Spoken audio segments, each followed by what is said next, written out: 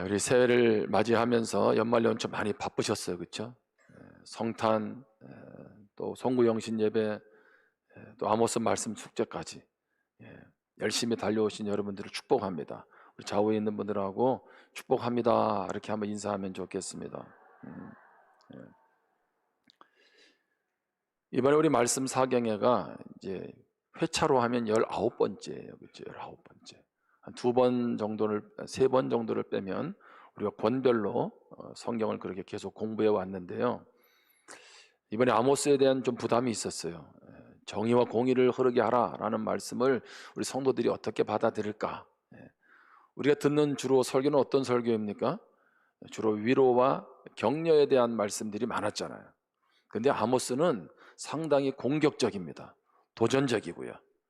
그래서 이렇게 살다가는 큰일 난다, 그렇게 하면서 영적인 각성을 우리에게 주었던 그런 말씀입니다. 우리의 삶을 잘 보면 하나님과의 관계에 대해서는 많이 민감한데 사람과의 관계에서는 생각보다 민감하지 못한 모습들을 보게 됩니다. 그런데 하나님은 아모스 말씀을 통해서 우리에게 뭐라고 말씀하십니까? 정말 나를 사랑해? 그 말은 내 옆에 있는 사람 사랑하는 거야. 그러니까 이 주일날 우리가 드려지는 예배가 정말 중요한 예배죠. 정말 복된 예배고, 그런데 내가 삶에서 예배자답게 살지 못한다면, 남을 압박하고 눈물을 흘리게 하고 속이고 그렇게 살다가 예배하면 나 그 예배 안 받을 거야. 그러니까 너 주일 예배자보다 더 중요한 것은 삶의 예배자가 돼야 돼. 그렇게 아모스를 통해서 우리에게 도전했죠.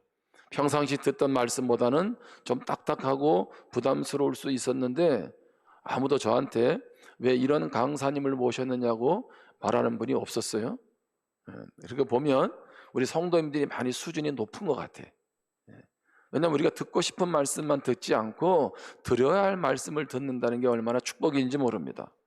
아울러서 이제는 아는 말씀이 아니고 그 말씀을 삶으로 실천할 수 있기를 바랍니다. 결국 아모스의 말씀은 우리를 책망하고 도전하지만 그 끝은 무엇입니까? 심판이 끝이 아니잖아요. 내가 또 다른 길 준비했어. 다시 회복을 주시는 것이 하나님의 말씀의 초점이 아니겠습니까? 오늘 우리가 말씀 앞에서 다시 나아가기를, 다시 일어나서 새롭게 나아가기를 주님의 이름으로 축복합니다. 지난주에 우리가 엘리야를 통해서 하나님께서 갈멜산에 단을 쌓게 하시고 불이 임하게 하시죠. 3년 6개월 동안 오지 않았던 이스라엘 땅에 하나님이 비를 주십니다. 자, 그런데 신명기 11장 17절을 보겠습니다. 여호와께서 너희에게 진노하사 하늘을 닫아 비를 내리지 아니하여 땅이 소산을 내지 않게 하심으로 너희가 여호와께서 주신 아름다운 땅에서 속히 멸망할까 하노라. 자, 하나님이 하늘을 닫아서 비를 내리지 않게 하시겠다 이렇게 말씀을 하시죠. 자, 하나님은 왜 비를 내리지 않습니까? 이 신명기 말씀은 가나안 땅 들어가는 이스라엘 백성들에게 하신 말씀이죠.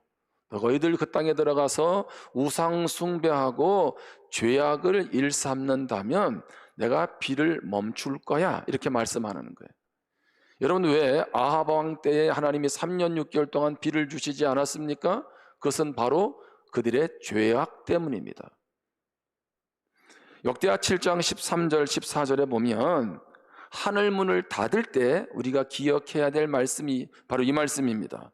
혹 내가 하늘을 닫고 비를 내리지 아니하거나, 혹 메뚜기들에게 토산을 먹게 하거나, 혹 전염병이 내 백성 가운데 유행하게 할 때에, 온갖 재앙들이 우리 삶에서 나타날 때에 그때 왜 이런 일이 일어나 라고 생각하지 말고 14절에 내 이름으로 일컫는 내 백성이 그들의 악한 길에서 떠나 스스로 낮추고 기도하여 내 얼굴을 찾으면 내가 하늘에서 듣고 그들의 죄를 사하고 그들의 땅을 고칠지라. 아멘. 하나님은 뭐라고 말씀하세요?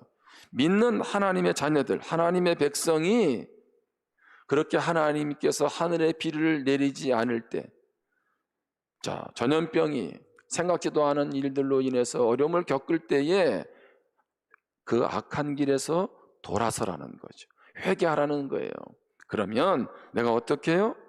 내가 듣고 죄를 사해 주시겠다는 거예요. 뿐만 아니라 뭐라고 말씀합니까? 땅을 고쳐준다는 거죠. 다시 비를 내리고 전염병도 사라지고. 아멘?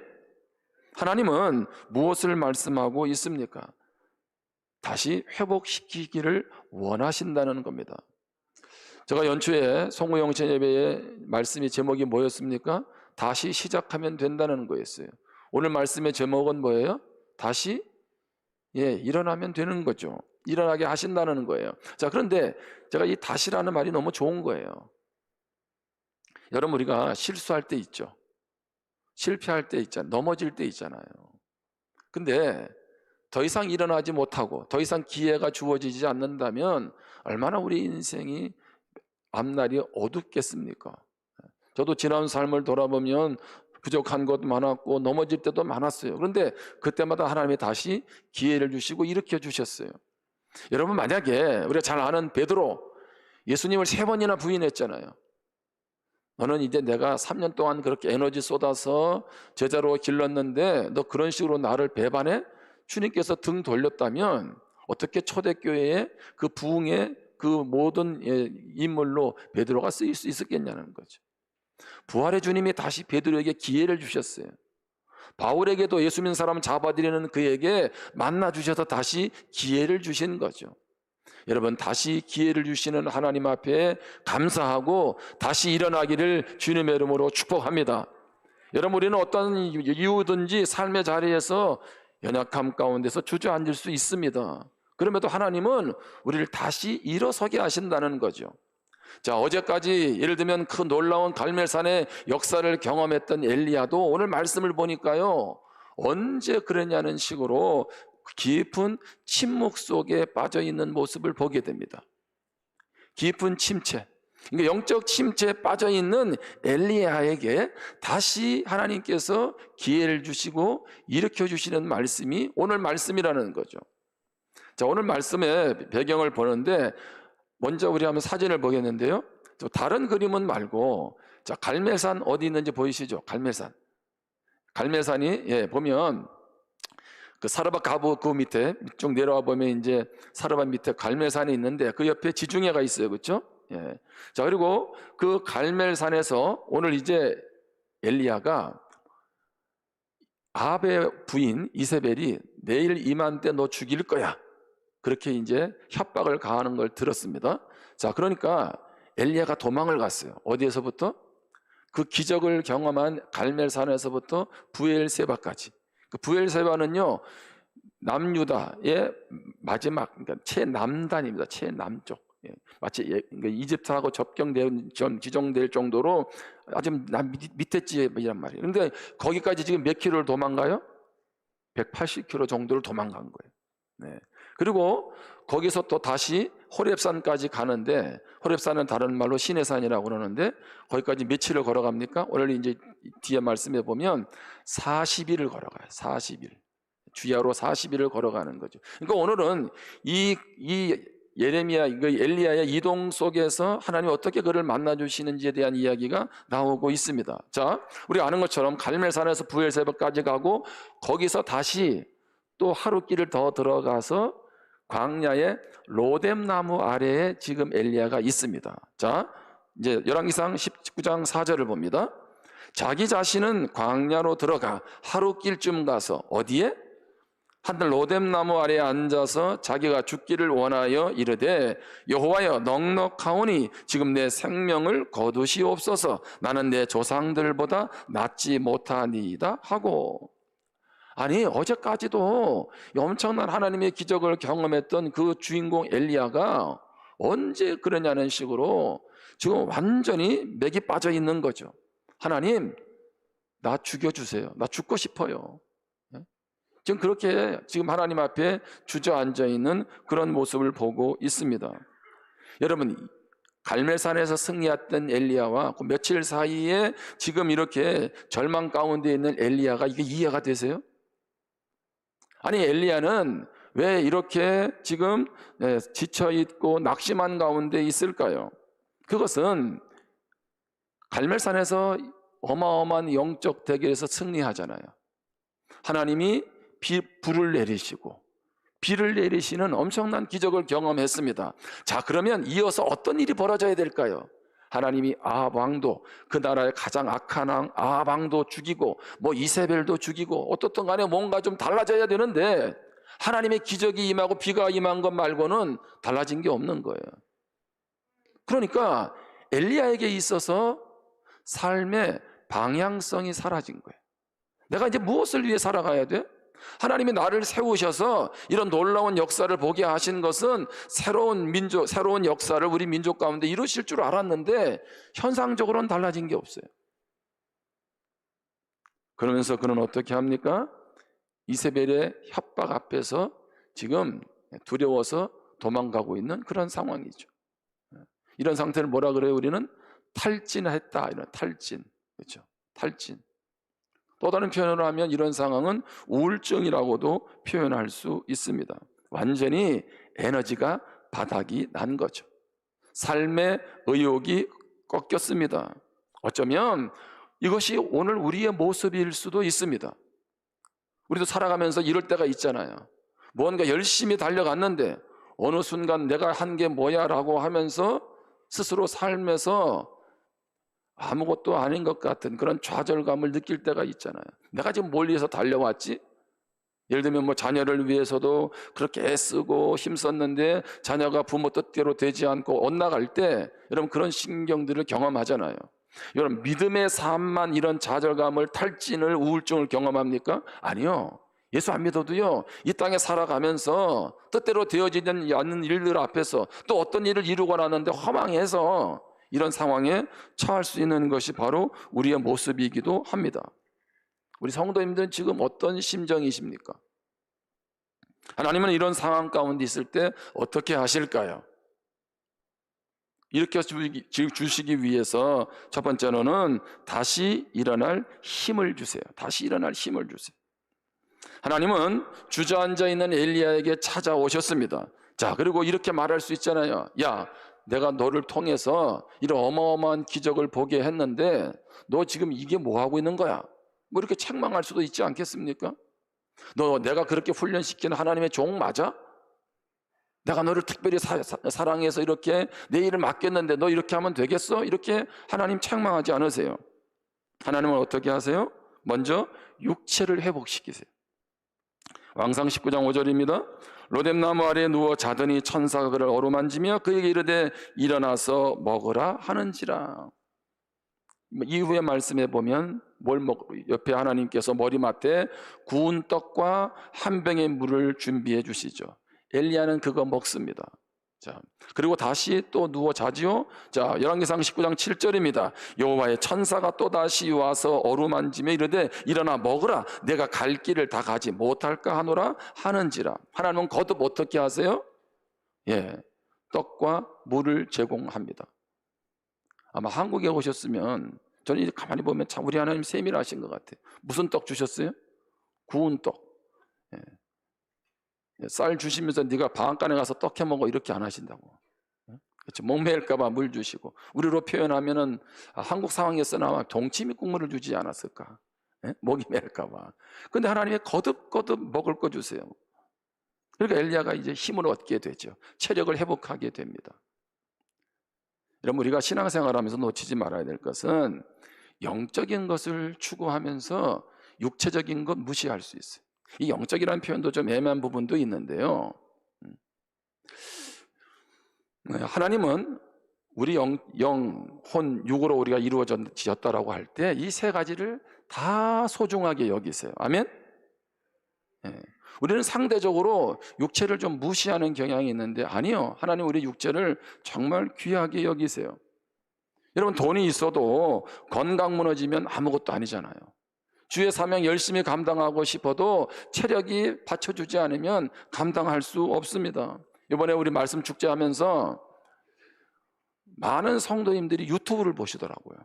제가 일부러 한 번씩 조회수를 봐요. 끝나자마자 조회수가 한 100번 뜨고, 그 다음에 하루 이틀 지나니까 한 300개 정도까지 올라가더라고요. 260, 270. 예. 왜 그럴까 제가 생각을 해보는 거죠. 자, 한 개인으로 볼 때 낮에는 직장 생활을 해야 돼요. 집에 가면 뭐 해야 돼요? 여자 성도님들 살림해야 되죠. 그리고 또 뭐 해야 돼요? 2시간 동안 와서 공부해야 돼. 그죠? 뭐 여유 있는 말씀도 아니고 막 다다다다 오토바이 가듯이 지금 막 달려가는 말씀이라 얼마나 밀도가 있었습니까? 그러면 오고 가는 시간하고, 제가 첫날 가만히 보니까 부부로 많이 오시더라고. 근데 그 다음부터 보니까 아내분들은 잘 안 보이시더라고. 그래 물어봤어요. 어디 갔냐 그랬더니 체력이 안 된다는 거지. 제가 충분히 이해합니다. 그럼에도 와서 4일 동안 할 수 있는 것은 하나님이 건강의 복 주신 줄 믿습니다. 그분들은 이미 복 다 받은 거야. 근데 그렇지 않은 분들은 체력적으로도 쉽지 않아요. 저도 뭐 별로 한 것도 없는 것 같은데 막 몸살이 오는 거 보면 이게 쉽지 않은 일정이었어요. 그럼에도 하나님이 풍성한 은혜를 주신 줄 믿습니다.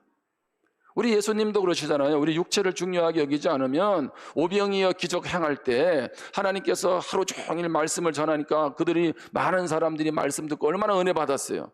주님이 말씀하십니다. 야, 내가 너희들에게 이렇게 귀한 말씀 전했으니까, 하나님 나라 복음 전했으니까 이것으로 만족하지? 충분하지? 이제 저녁은 금식이야?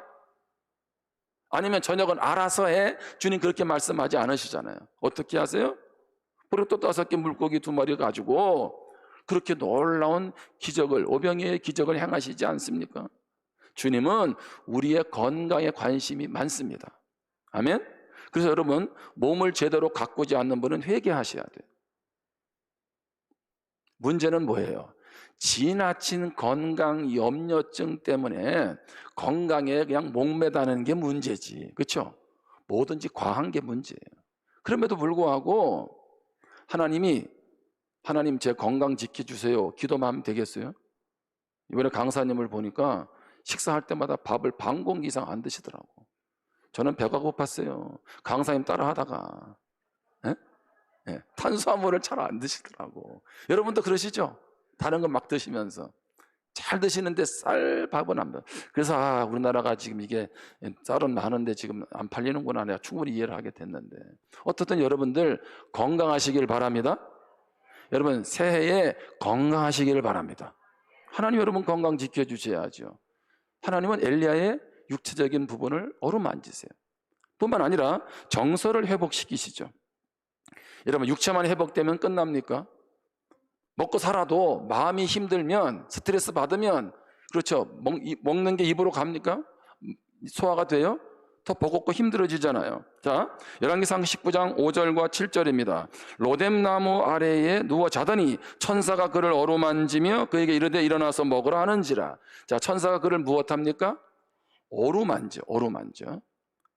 자, 그 다음에 7절에 여호와의 천사가 또 다시 와서 어루만지며 이르되 일어나 먹으라, 내가 갈 길을 다 가지 못할까 하노라 하는지라. 말씀을 잘 보시면 천사가 2번이나 와서 어루만집니다. 그냥 구운 떡, 물 한 병 마셔라고 하다가 이제는 어루만져. 이 말은 무슨 얘기입니까?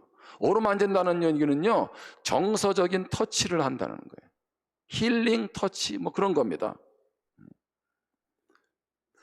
엘리야가 그 천사의 터치를 받았을 때 얼마나 위로가 됐을까요? 여러분 힘들고 어려울 때 누가 내 손 잡아주면 여러분 얼마나 위로가 되고 힘이 돼요. 별다른 말이 없어도 그 붙잡아준 손 때문에 그 사람의 그것으로 인해서 위로받는 경우들 여러분들 많이 경험하지 않습니까? 하나님이 천사를 통해서 엘리야를 어루만졌다는 얘기는 내가 너를 사랑한다는 거예요. 내가 너를 긍휼히 여긴다는 거죠. 나는 나의 관심은 여전히 너에게 있다는 거죠. 주랭랑 치고 도망와서 여기 와 있지만 나는 여전히 너의 하나님이야 라고 지금 말씀하고 있는 것입니다. 여러분 사복음서를 보면 예수님께서 병자들을 치료하십니다. 그런데 치료하실 때 말씀으로도 치료하시지만 상당수의 환자들은요 손을 대세요. 터치하신다고, 터치. 여러분 환자 입장에 있어서 누군가 내 몸에 손을 얹어줄 때 그 말은 뭐예요? 예수님도 내가 너를 긍휼히 여긴다, 사랑한다, 그런 말씀 아니겠어요? 주님은 그냥 말로만이 아니라 어떻게 해요? 실제적으로 그를 사랑하는 것을 보여주고 있는 거죠. 여러분 그런 면에서 우리의 정서가 정말 중요합니다. 지금 한국 사회나 세계나 돌아가는 상황들을 보면 너무 불안한 시대 아니겠어요? 불안한 시대. 아니 무슨 뭐 기준도 없잖아요. 원칙도 없고. 그죠? 옛날에는 좀 남의 나라 배려도 하지만 이제 그렇게 하지도 않잖아요. 자국의 이익을 위해서 모든 사람들을 짓밟는 시대가 되고 있잖아요. 다시 옛날 제국주의로 회귀하는 듯한 그런 시대를 살아가고 있어요. 올해 반도체로 인해서 뭐 반도체 100조, 예?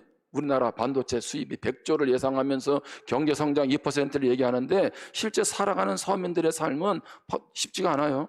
AI가 생겨나면서 도리어 빈부격차는 더 벌어지고 있죠. 그러니까 우리가 많이 불안해해요. 뭔가 가지고 있어도 불안해하고 정서적으로도 안정이 안 돼요. 여러분 그러면 우리 자녀들은 어떻겠습니까? 저는 그런 면에서 우리에게 필요한 게 하나 있어요. 여러분에게 오늘 제가 통장 하나씩 드리겠습니다. 통장 이름은 부산 침례교회 정서통장. 정서통장. 여러분 정서통장이 뭔지 아시죠? 예를 들면 자녀들을 향해서도 부모가 함께 하면서 사랑을 쏟아주고 함께 했던 그런 추억들이 많잖아요.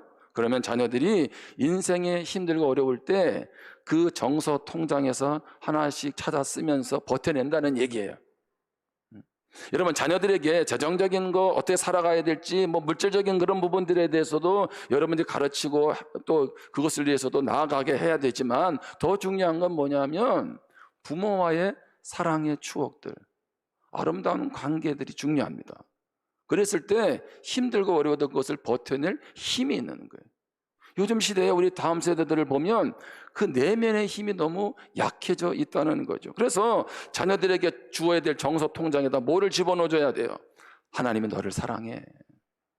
너는 하나님이 함께하니까 잘 될 거야. 너는 하나님이 사랑하는 아름다운 보배로운 존재야. 그래서 넌 하나님의 형상대로 빚었잖아. 걱정하지 마. 이게 뭐예요? 이게 자녀들에게 줄 수 있는 정서통장의 최고의 언어인 줄 믿습니다. 여러분 낙심되고 지칠 수 있죠? 그때마다 외치십시오. 내가 하나님 안에서 어떤 존재인지. 그러면 자녀들도 그 안에서 힘을 얻고 일어날 수가 있습니다.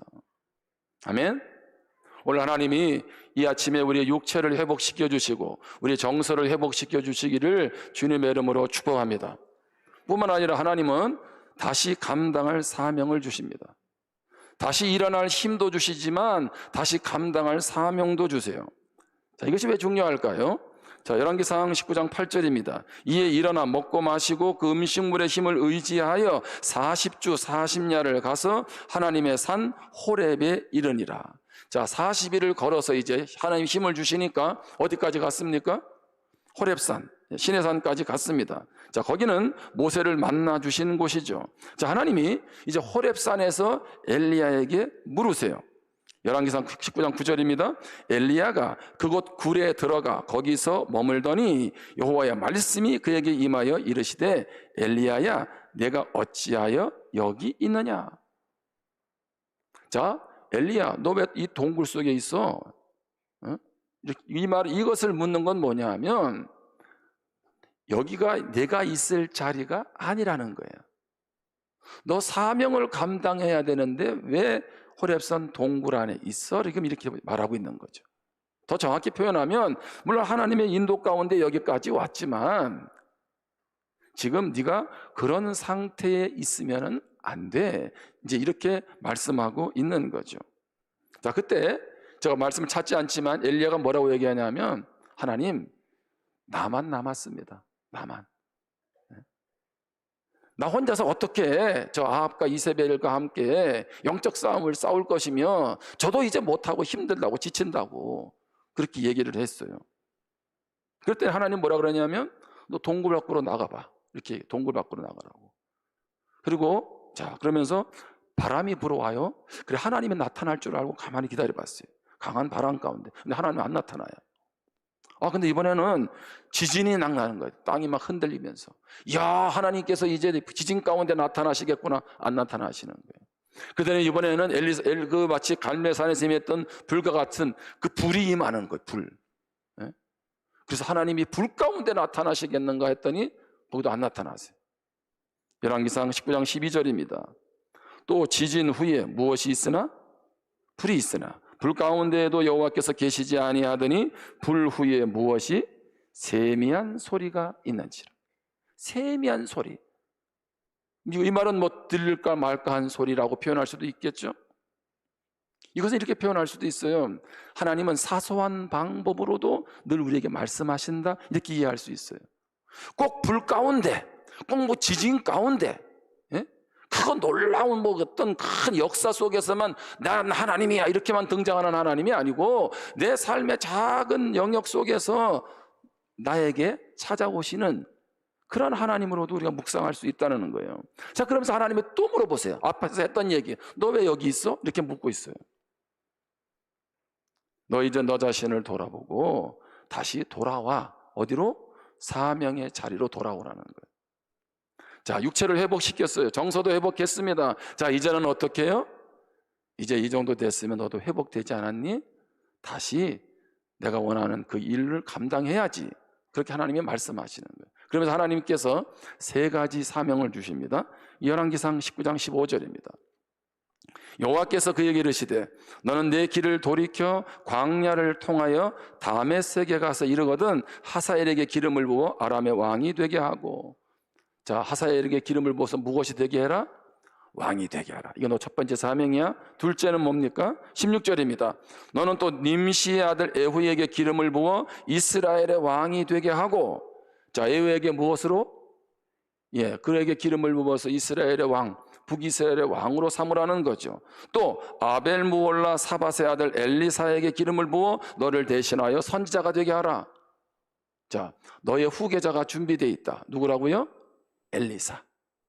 그리고 너는 엘리사를 너의 후계자로 세워. 이렇게 말씀하고 있는 거죠. 여러분, 사명은 왜 하나님이 이 시간에 사명을 주실까요? 우리는 사명은 짐이라고 생각해. 교회에서 어떤 사역을 하는 것도 짐이라고 여기기도 하고, 그리고 또 일터에서도 어떤 일을 감당할 때 우리는 그걸 짐이라고 생각합니다. 그래서 일을 안 하는 게 좋다라고 생각을 합니다. 아니요. 여러분, 일 안 하고 살다가 어떻게 가시려고?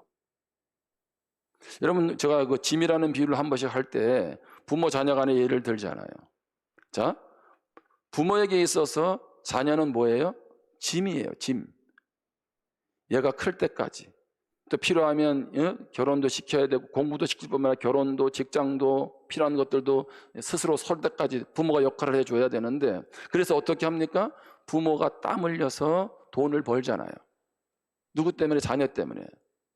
그러면서 사명의 짐이라는 말은요, 또 다른 말로 하면 축복이기도 합니다. 아멘?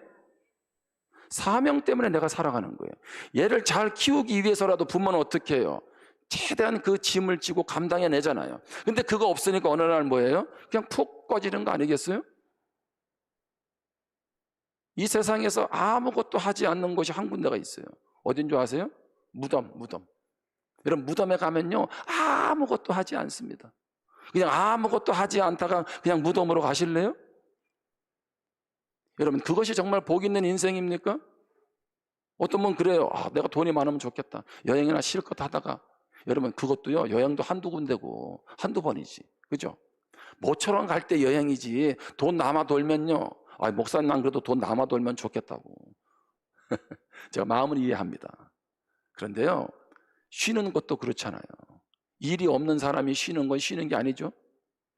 열심히 일하다가 하루 쉬면 그게 꿀과 같이 달고 그런 거 아니겠습니까? 저는 그런 면에서 보면 하나님이 나에게 사명을 줬다?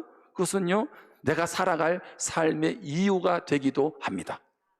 아멘? 사명 때문에 버티는 거예요. 그래서 우리는 언제 이 땅을 떠납니까? 내가 하나님이 나에게 맡기신 사명 끝나면 떠나는 겁니다. 그렇다면 사명 없는 삶은요, 정말 안타까운 삶이에요. 돈 벌어서 목적을 갖고 사는 사람과 내 한 몸 잘 먹고 잘 살고 그렇게 하면서 살아가는 삶은요, 삶이 다를 수밖에 없습니다. 하나님은 이렇게 엘리야에게 사명을 주세요. 사명. 엘리야는 그랬잖아요. 이제는 내가 할 것도 없잖아요. 아합과 이세벨은 여전히 살아있는데 그런 그에게 다시 힘 주셔서 여전히 네가 감당해야 될 사명이 있어 라고 지금 하나님이 그의 인생의 방향성을 다시 제시해 주고 있는 겁니다. 뿐만 아니라 영적 공동체가 남아있다는 거예요. 영적 공동체가. 열왕기상 19장 18절입니다. 그러나 내가 이스라엘 가운데 7,000명을 남기리니 몇 명을 남겼습니까? 7,000명. 다 바알에게 무릎을 꿇지 아니하고 다 바알에게 입 맞추지 아니한 자니라. 하나님 뭐라고 말씀하세요? 너만 남았다고 한숨 쉬지 마. 아니야, 내가 너와 여전히 함께할 믿음의 사람 7,000명 남겨놨다는 거예요. 여러분, 나 혼자 가는 신앙의 길이 아니라 내 옆에는 함께 나와 함께하는 지체들이 있는 줄 믿습니다. 그래서 하나님이 우리 옆에 셀을 두신 거고요, 교회 공동체를 두신 거죠. 아멘? 그렇게 해서 함께 달려가라고. 얼마나 아름답고 귀한 공동체입니까?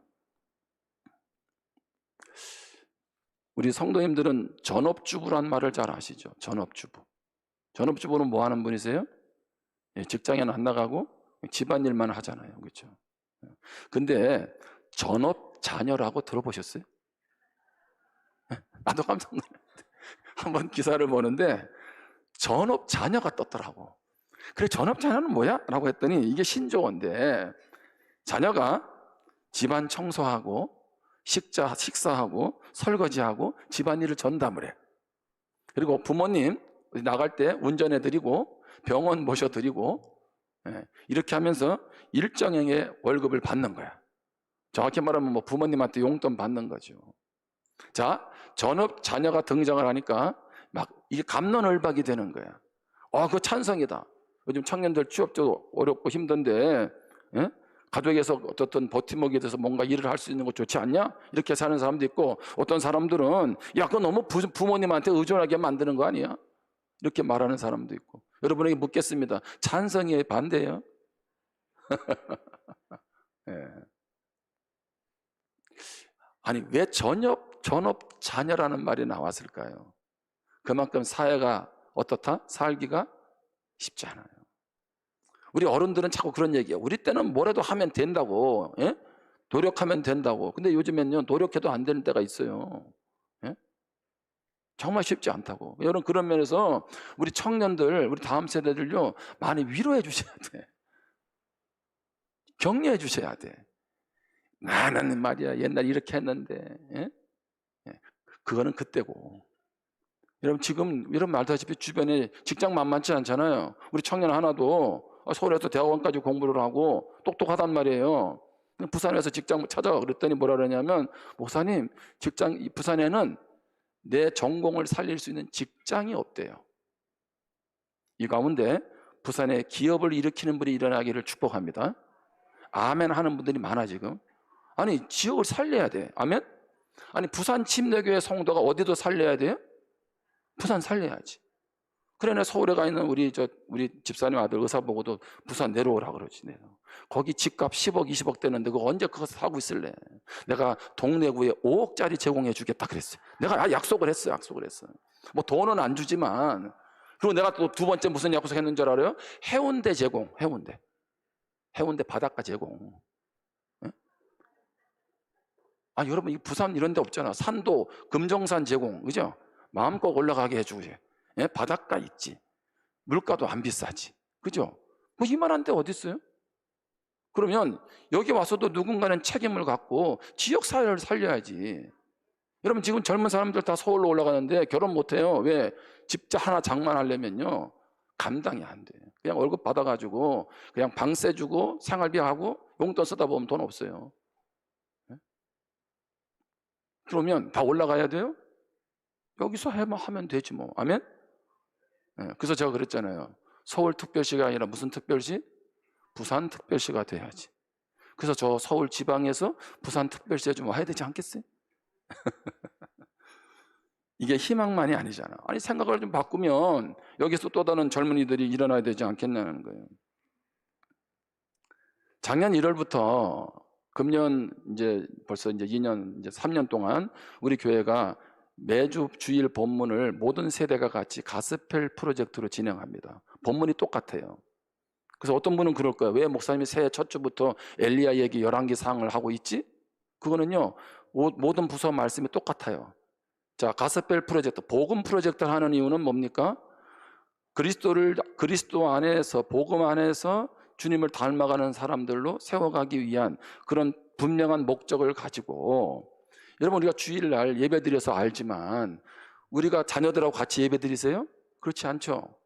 유치부 따로, 초등부 따로, 청소년 따로, 다 따로따로 예배드리잖아요. 여러분, 그러면 이것이 정말 좋은 예배 모습일까요? 저는 그렇게 생각하지 않아요. 도리어 가장 좋은 예배 모습은요, 전 세대가 함께 하는 거예요. 예? 전 세대가. 여러분, 우리 어릴 때도 신앙을 어떻게 했어요? 어른들한테 보고 배웠다고. 예배 드릴 때 어떤 자세로, 예? 그래서 초등학교 돼서 중학교 가고 뭐 어른 예배 드려도 전혀 부담스럽지 않았던 것은 찬송가를 늘 같이 불렀거든. 예?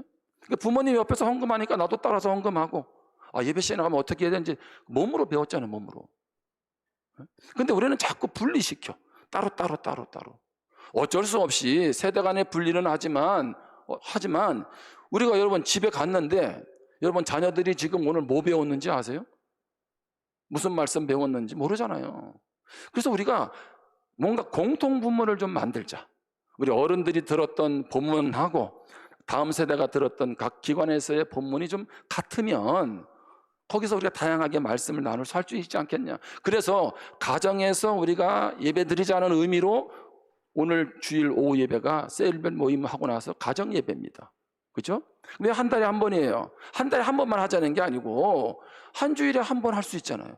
또 매일 할 수도 있고. 근데 꼭 앉아서 찬송 부르고 기도하고 말씀 보고 뭐 이런 거 아니잖아요. 저녁 먹고, 예를 들면 오늘 같은 날도 그냥 아이들이 좋아하는 거 하나 시켜서 먹으면서 너 오늘 말씀 뭐 들었어? 이렇게 물어보고. 근데 어떤 생각이 들어? 어떻게 살면 좋을까? 이렇게 서로 나누는 거죠. 아빠는, 엄마는 오늘 말씀 들었는데 이런 깨달음이 있었다? 그렇게 하는 거죠. 자, 그러면서 너 이제 한 주간 살아가는데 기도 제목이 뭐야? 뭐가 힘들어? 엄마 아빠 기도해 줄게. 그러면 서로 엄마 아빠도 기도 제목 해주고, 그렇게 하면서 서로 대화하다 보면 서로를 이해하는 거 아니겠어요? 어떻게 예배가 이렇게 목사님 꼭 설교하듯이만 하는 건 아니잖아요. 그래서 어떻게 하든 간에 같이 신앙 안에서 같은 가치관을 가지고 삶을 나누어야지. 여러분, 주일날 우리 아이들이 고작 와서 예배 머무는 시간이 몇 시간입니까? 청소년들을요 1시간 반, 2시간도 다 안 돼요. 오후에도 모임을 못해. 왜? 학원 가야 돼, 학원. 근데 우리 부모님들은 교회에서 책임지라는 거예요. 뭐를? 신앙을. 아니, 그러면 책임질 테니까 그러면 한 60시간을 주던지, 예? 겨우 일주일에 1시간, 2시간 교회 보내놓고는 다 책임지라는 거예요. 여러분도 집에서 책임 못 지는데 어떻게 우리가 책임지냐고. 그건 너무한 거 아닙니까? 그러시면 한이 되옵니다. 그렇죠? 교사들도 전사님도 다 사역자들도 애쓰지만 집에서 무엇 해야 돼요? 집에서 부모도 그 일을 해야죠. 부모님이 예배 드렸는데 일주일 사는 걸 가만히 보니까 하나님이 안 계시네? 돈 버는 것도 무슨 얘기할 때마다 결과가 중요해. 과정 중요하지 않아. 그냥 돈 벌면 돼. 이런 식으로 부모가 벌고 신앙적인 가치관이 없다면 어떻게 자녀들이 거기서 믿음으로 서냐고. 불가능한 얘기입니다. 여러분, 그런 면에서 새해 우리가 다시 시작해야 될 게 뭐냐면 우리 가정의 영적 공동체를 회복해야 돼요. 아멘? 아이고, 목사님, 나는 자녀들 다 출가시켰는데 안 되면 기도라도 하는 거고요. 한 번씩 안부를 묻는 거죠. 그런데 우리 안에 있는 자녀들이 있다면 지금 손 안에 있을 때, 손주들이 있을 때 어떻게 하라고요? 내가 받은 은혜 하나님의 말씀을 나누라고요. 자, 신앙이 내 삶에서 영향을 미치지 않는다면 여러분 신앙생활 하지 마세요. 그건 종교생활. 우리가 그런 신앙생활을 왜 합니까? 내 삶에 영향도 주지 못하는 예배 왜 드리냐고. 여러분, 아모스의 말씀도 그거 아니겠어요? 네 삶에서 전혀 영향도 주지 못하는데 무슨 예배야? 하나님 그렇게 말씀하고 있는 거잖아요. 정말 내가 내 삶에서 예수님을 믿는 것 때문에 행복하고 예수 믿는 것 때문에 힘을 얻고 다시 일어나고 자녀들이 그런 신앙의 가치관을 가지고 살아갈 수 있도록 한다면 그것이 의미 있는 것이 아니냐는 거예요. 내가 이전에는 그렇게 못할 수 있어요. 여러분, 이전은 지나갔어요. 이제 다 흘려보내고. 언제부터? 지금부터. 다시 아이들하고 오늘 하루부터라도 시작을 하세요. 그렇게 해서 또 당장 막 너무 막 예수 막 이러면 또 스트레스 받잖아, 그렇죠? 아이가 또 잘 준비가 안 돼 있을 때, 그럼 아이들로부터 말문을 열 수 있도록 자꾸 이렇게 얘기도 하고, 이제 그러다 보면 조금씩 가까워지면서 같은 생각하지 않겠어요? 여러분, 그렇게 자녀들을 믿음으로 세워가기를 축복합니다. 제가 우리 아들을 보면서, 지금 목회하고 있는 아들을 보면서요, 제가 그랬잖아요. 한 번씩 깜짝 놀란다고. 왜 놀라는 줄 아세요? 목회를 하는데 어떤 일을 결정할 때 나하고 똑같이 하고 있어요. 여러분, 그거 아세요? 우리 아들이 어떤 일을 결정할 때 내가 생각하는 거하고 똑같이 하고 있다고. 나는 너 이런 건 이렇게 결정해, 이건 이렇게 결정해라고 한 적이 없어요. 근데 어떻게 해요? 얘는 다 보고 배운 거야. 몸으로 배운 거야. 저는 그래서 목사님들한테 그렇게 얘기해요. 왜 구약에서 제사장들이 그 아들이 이어서 했을까를 이해를 해. 그냥 목회도 몸으로 배운 거야, 몸으로. 예? 여러분, 어느 순간에 자녀들은 몸으로 부모님의 신앙과 삶을 다 배웁니다. 여러분, 그렇기 때문에 우리가 깨어 있어야 돼요. 오늘이 다시 시작하는 출발이 되기를 주님의 이름으로 축복합니다. 하나님이 우리에게 다시 일어날 힘 주시고 다시 감당할 사명 주시는 줄 믿습니다. 기도하겠습니다. 주신 말씀 우리 한번 마음 가운데 새기고 다시 한번 결단하면서 하나님 앞에 기도하기를 원합니다. 하나님, 일어날 힘이 없습니다. 지쳐 있습니다. 그러나 하나님은 우리를 충분히 일으키실 수 있는 하나님이십니다. 그 하나님을 바라보기를 원합니다. 오늘 그 하나님을 의지하면서 기도하겠습니다.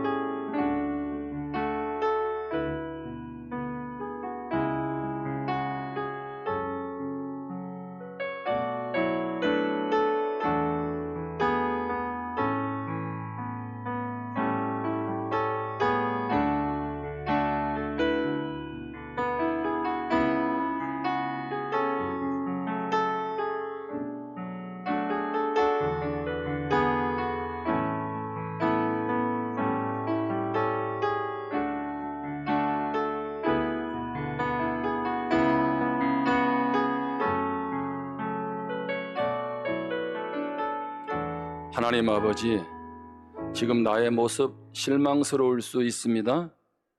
지금 우리 가정 참 안타까울 수 있고요.